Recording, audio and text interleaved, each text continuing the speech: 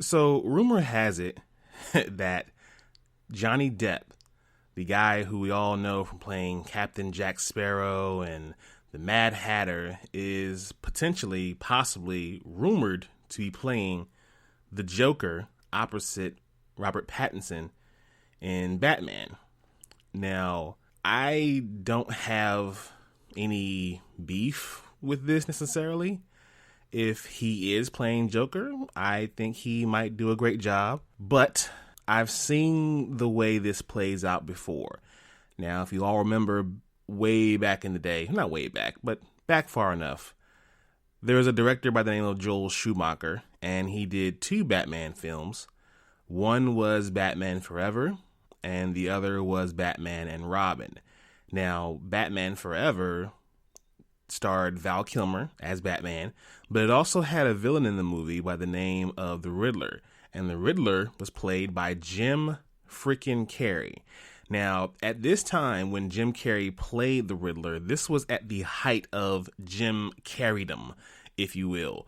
The guy was fresh off of Ace Ventura and I think also The Mask, so this is at the height of his popularity. He also had Tommy Lee Jones in the film as well, too. So it's safe to say that Joel Schumacher was going after some A-list stars to play superheroes and villains. Then he turns right around, makes a sequel to the project with a different Batman. This time it's George freaking Clooney. And then he has the Terminator, Arnold Schwarzenegger, as Mr. Freeze. And Uma Thurman from Pulp Fiction fame as Poison Ivy. And I think, if I'm not mistaken, Alicia Silverstone was fresh off of Clueless. I think she may or may not have already done Clueless, and she was Batgirl. I think that was a very stacked list of actors for superheroes and villains, and it tanked. I wouldn't say it tanked. It did well at the box office, but critically, no one was enjoying that movie. It was campy. It was campy. Not like the Adam West Batman, but it was just bad. I mean, Bane was bad. I as a kid, yeah, it's awesome. But as an adult, it's like, what is this? But with the stacked names in this upcoming film, I mean, you got Robert Pattinson as Batman, Jeffrey Wright, you got Colin Farrell, possibly rumored Matthew McConaughey, Zoe Kravitz. I mean, the names go on and on, but this movie could potentially be the greatest Batman film ever, or it could be the worst. We've all seen what good Batman films look like, and we've all seen what bad Batman films look like. Hopefully, Mr. Reeves, if you're listening, you do us proud.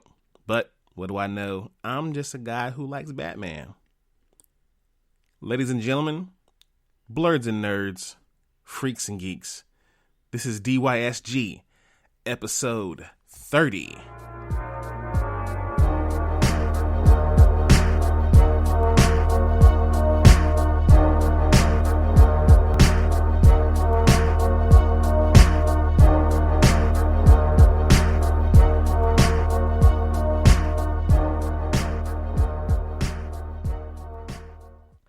Welcome back, y'all. This is Do You Speak Geek? I am your host, Nix. Thank you for listening. If you just joined us for the first time, welcome to the ride, y'all.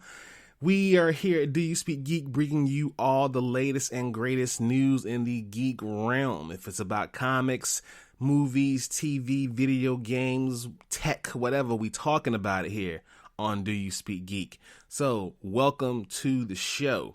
Follow us on Spreaker. That is the home team. Spreaker pays the bills. Well, I pay the bills, and Spreaker just lets me have a podcast.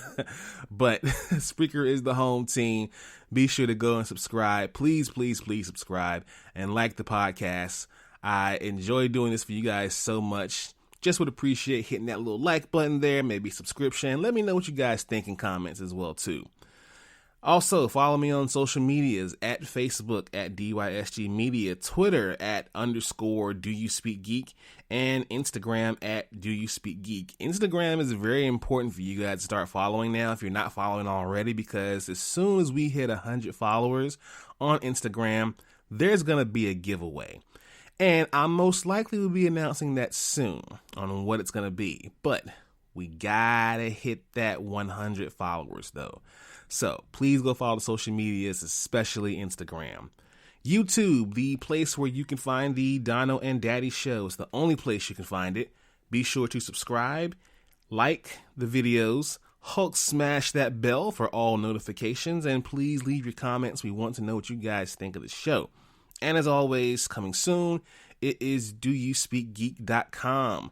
You're going to find some exclusive content there and also learn a little more about me, Dono, and what we got going on here at DYSG. So please stay tuned for that.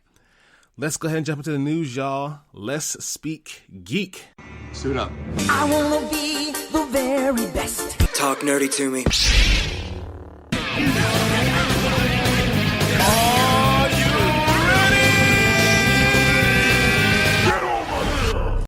All right, y'all, here we go. The big news this week is undoubtedly the Unreal Engine 5. The glorious, beautiful, epic demo that was given to us by Epic Games revealed a first look at the Unreal Engine 5 and its next generation game design. It's incredible. The demo that they released was from a game they titled Lumen in the Land of Nanite. Now, the reason they named it that is because of the two tools inside of the engine. Lumen's a dynamic global illumination tool, and Nanite, which is a virtualized geometry that lets artists input film quality art into assets and put that into the Unreal Engine. Now, the demo shows a woman venturing through a rocky cavern and discovering a hidden temple, and then the demo goes to a particularly high and low point where light objects react dynamically. You guys should see this, it's incredible. And then the demo ends with her in a thrilling flight sequence through rumbling canyons, and then she, superhero lands at the end there to this beautiful portal or gate. And man, I'm telling you, this thing is amazing, guys. Please check out this video if you have not seen it yet. It shows the power of what this engine is going to do. And if that's how it looks in PS5, I know it's going to be just as dope, just as fire in the Xbox Series X. This holiday season, these systems are going to be coming off the shelves like hotcakes, and I cannot wait to get my hands on a PS5, baby. Let's go ahead and jump into some other news here. My favorite segment of the show, Source Wall. Man, you come right out of a comic book. Behold the Source Wall. Can you read, my son? Well, that depends. There is nothing wrong with reading a story and looking at the pictures. Enough said, Stan. Let's jump right on into it. We only got one pick right now for Source Wall this week. I know that's on me, but I wasn't really enjoying too much that was out there. But I did enjoy this book, and that was Ghost Spider number 9. Now, Ghost Spider number 9. It's an interdimensional tour for Gwen Stacy and the Mary Janes, but just as things start going right for Gwen outside of the webs, something unsettling is happening to her suit. Something Gwenimous. I'll let you draw your conclusions there. Source Wall News, James McAvoy leads the Sandman audio cast as Morpheus. Now, if you all don't yet have a subscription to Audible, which is the audiobook service offered by Amazon, you're probably going to get one now. They're going to be doing an Audible series of the Sandman from creator Neil Gaiman, and the series has a very stacked list of voice actors. As I already mentioned, James McAvoy will be Morpheus. We also have Kat Dennings, Taron Egerton. And by the way, Taron Egerton is playing John Constantine. How dope is that, right? Andy Serkis is Matthew the Raven. Michael Sheen is playing Lucifer. BB Newirth is the Siamese cat. Riz Ahmed plays the nightmare called the Corinth. Gaiman will also serve as the narrator of the Audible book, so that's going to be dope as well, too. Hundreds and hundreds of more people are going to be a part of this project here. It took almost 30 years for them to make, but the director, Dirk Magus, is very, very excited to be getting on this here. Him and Gaiman are going to be working very closely to make this happen. If you don't have an Audible subscription yet, please go out and get one. You don't want to miss this one. No release date just yet, but we will keep you informed here at DYSG.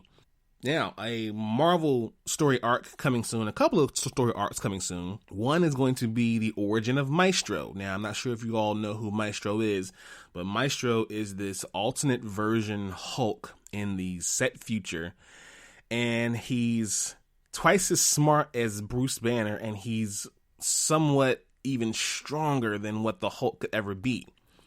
Now, Peter David is returning to write this story fresh off the pages of The Incredible Hulk, and him and Joyce Perez are going to be working together to bring us this new origin of Maestro to kind of fill in some unanswered questions that have haunted Hulk fans for years and inspire some new ones along the way.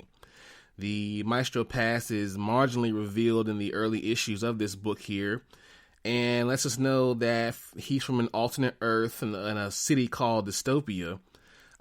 This major notable differentiation of the Hulk, other than the other Hulks that has always been around, is that, like I said, he's the brain of Banner, but Hulk's brawn working together, and he's even more stronger and powerful due to the radiation on the planet.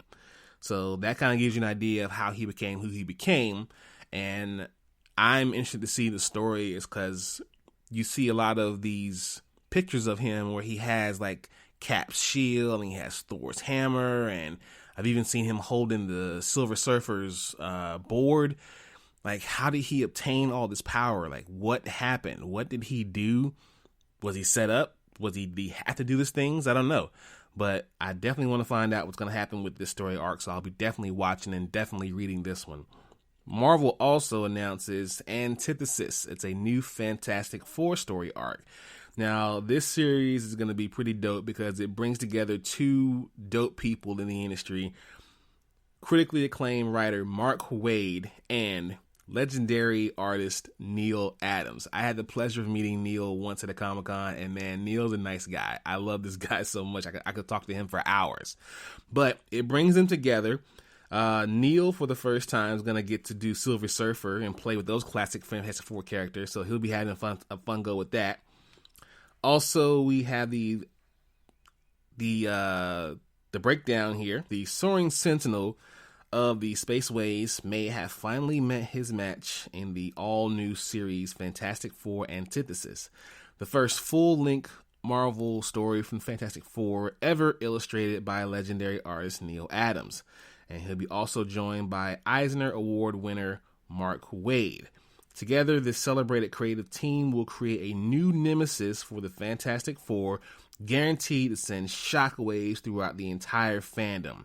Who or what is Antithesis, and will the combined might of, get this people, Fantastic Four, Silver Surfer, and Galactus be enough? Now, you know this villain is pretty bad if it takes the Fantastic Four, Silver Surfer, and Galactus. We'll see what happens on that one. All right, people, let's jump into a lot of news coming up in this segment here. Watch this. Watch this, y'all. Thunder!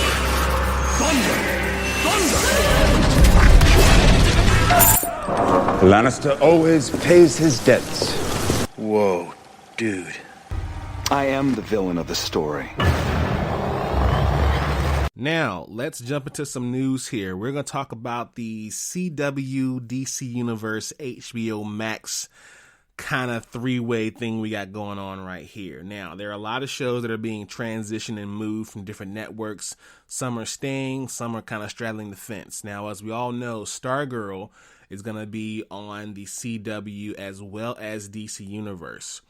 Also coming to the CW is going to be the first season of Swamp Thing. Now, they're going to premiere it at some point during their 2020-2021 fall season, but I don't understand why they're even doing it in the first place, because unless you're talking about a second season, I'm not really that interested, bucko. I've already seen it. Also, with the other CW series and the DC Universe series, you have the DC Universe series of Season 2, Doom Patrol. That's going to also be on the DC Universe, but it's also going to be on HBO Max. Now, I think that's kind of interesting because they could just left the show to play on DC Universe. However, they want to bring this show, I guess, to a broader audience and put it on HBO Max. Now, that's cool and everything, but it's building the case even more for the fact that why do we need DC Universe? I mean, you people already know how I feel about it, but I just kind of want to know, what do you think? Do you think we still need DC Universe? If you have DC Universe, do you still subscribe to it? And if you do, what keeps you there? Me, it's Titans, but eventually they can give Titans the same treatment they gave Doom Patrol and just put it on another service and let me save $7 a month. But that's just me. Now, also we have the Arrowverse crossover for 2021 already confirmed. It's going to be not between all the shows, but just two. And the two shows are going to be Batwoman and the newly greenlit Superman and Lois show. Now, these are two shows that are going to be coming together for a 2-night crossover. And it's rumored that Batman will be an integral part of this. And I'm kind of excited about it. I'm not going to lie. I mean, last year they kind of went full tilt with the whole Crisis thing. And it was across 4 shows and it blended everything together. It was 4 episodes. It got to be too much at one point, but I still enjoyed it no less. But this time we're going to dial it back down and hopefully it will be dope. Hopefully there'll be a Batman. We may even see a Dick Grayson, maybe even some other major villains, maybe even some side characters. So we'll see what happens with that.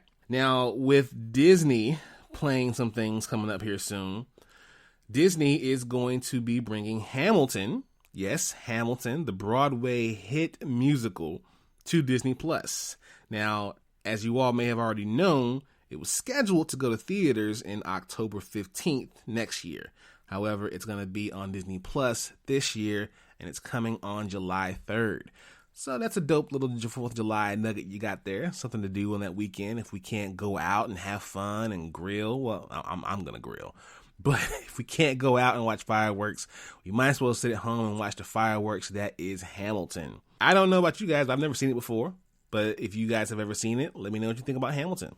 Also, Disney Plus with other news. They are going to be bringing Percy Jackson to the streaming service. Now, we all saw the first 2 movies. I personally thought they were great, but to some fans who actually read the books, they didn't enjoy the movies too much. So, Riordan, the writer of these 2 books here, Rick Riordan, is stating that he and his wife Becky will be working very closely together and with Disney to bring you the most accurate adaptation of these books here. It's a 5-book series, and they're going to make sure they bring you the most critically acclaimed stuff they can possibly bring you and make sure that it's accurate to the T. And I can't wait for that. Percy Jackson, I enjoyed so much because I love Greek mythology. You know, I call myself Nyx because of the Phoenix, and I love it so much. And I think that Disney Plus has a good one here with Percy Jackson. I think they're going to do a good job. So let's see what happens. Also, we got the New Mutants with a new release date. I'm sorry, people, but I'm just not sold on the New Mutants yet. I know some people who are still hyped about this from 2 years ago, but I'm just not one of those people. If you know that New Mutants has a new release date here, you know the date is going to be set for August 28th. Now, like Mulan and Black Widow, it has been pushed back several times, but hopefully we will see a release date and hopefully it will hit theaters. I was kind of unsure if it would hit theaters at all anyway because of the fact that there was something on Amazon about a pre-order release, and I thought I was going straight to video like a lot of other people did. But apparently, they're going to give it one more good old college try and try to get it in theaters. So we'll see what happens with that. Also, Sony unveils a new studio branding and opening animation. Sony is going to have a brand scheme here going on here with an overall first-party titles going forward in the form of PlayStation Studios. The new branding will go into effect with the launch of the PS5 later this year and will apparently only apply to games directly under Sony's development and management. So, for example, if The Last of Us Part 2 were actually launching much later this year, this is the sort of thing that would appear in front of it. Senior Vice President, and Head of Global Marketing Eric Lempel went on to say, "We're very excited about this. We're going to be bringing you the most innovative, robust, and deep experience that ever come from PlayStation games.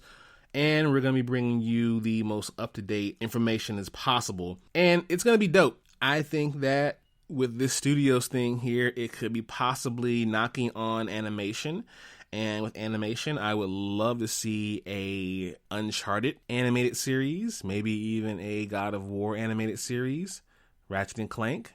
Who knows? I would love to see it personally. Now, let's jump into Thumb Life. Peace, love, and video games! It's on like Donkey Kong.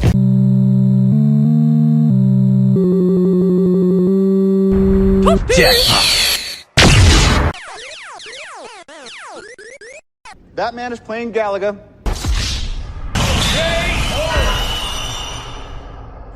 All right, people, with Thumb Life, the story to talk about right now is Ghost of Tsushima. It was incredible gameplay, 13 minutes of just some sexiness in video game form.